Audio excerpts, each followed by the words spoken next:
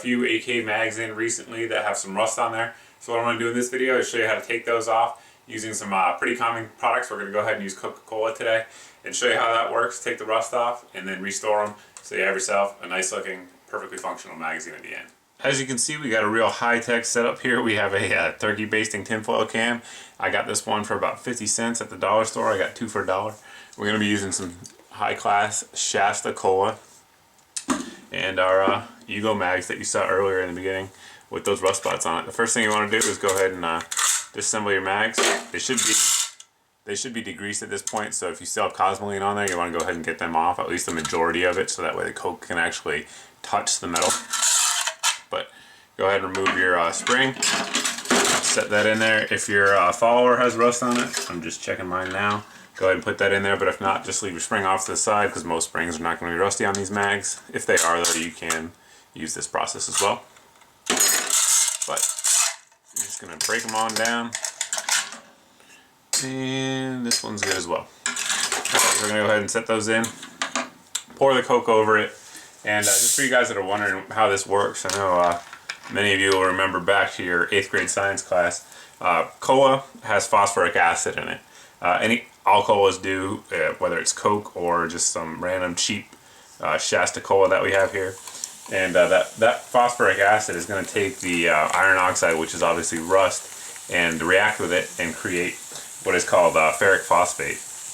And that's going to be what you'll see here at the end when we go ahead and do a little time lapse after the end of this session. But what you want to do here is you're just going to go ahead and pour the cola over it. You want to have them actually submerged in there to make sure all that rust gets off. And this process, depending on how much rust is actually on those mags, will take anywhere from, I mean, it can take as little as a few hours to maybe 24 hours max. But there you go, we got it submerged. So we're going to go ahead and let those sit. I'll check them periodically throughout the day today, and we might come back tomorrow. Either way, I'll let you know coming up, but stay tuned for the rest of it.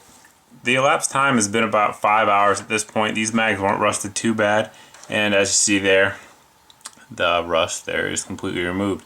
Now you're going to see some spotting on there, obviously, and the finish is a little bit degraded, if you will. I knew that was going to happen. These Yugo mags are blued mags, so anytime you have blue mags, anything that's going to take off rust is also going to take off bluing. It's just the nature of the beast. Now, you can absolutely go ahead and rinse these off and use these mags. They'll be good to go like this, and they'll be protected from the elements to some degree because that actual conversion process in there acts as a rust inhibitor. But what I'm going to do is I'm going to go ahead and wash these off, and we're going to prep them for paint because I'm going to go ahead and paint these little suckers.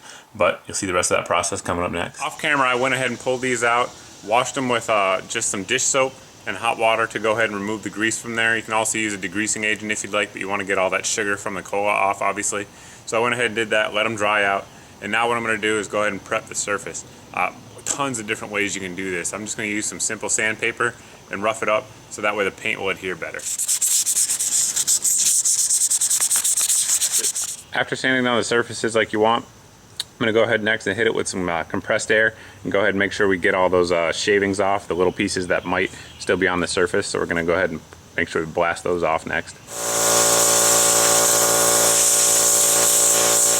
Now that the surface is prepped, it's time for paint. What I'm going to be using today is just the engine paint. I'll zoom in there for you guys.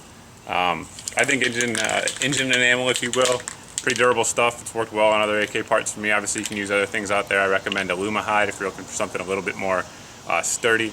But you could really just use old Krylon rattle can, regular old spray paint. It would probably work just fine. So what we're going to do is just paint the surface, and just like any other spray painting basics, light coats, multiple coats, and just keep going from there.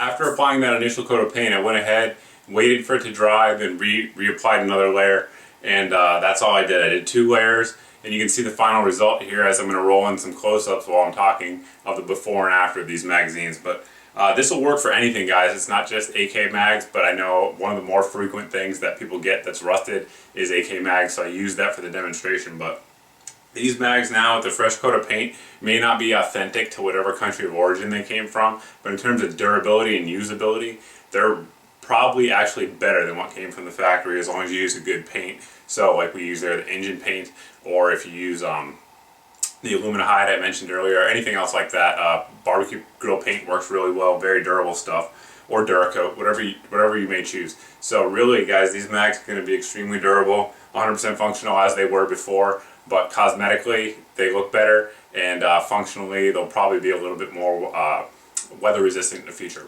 Anyway, guys, I hope I went ahead and answered some of the questions on how to do this, and I hope maybe if you're looking into AK mags and you have a choice between the excellent ones for like, I don't know, 10 bucks more than the good ones that just have some rusting, maybe go ahead and get the good ones. Do this, save yourself a little bit of money, and keep shooting and be able to spend a little bit more on ammo. As always, guys, though, if you have any questions about how to do this, anything else any of the how-to videos I do on here, or anything I review here on the channel, you can go ahead and post below in the comments section.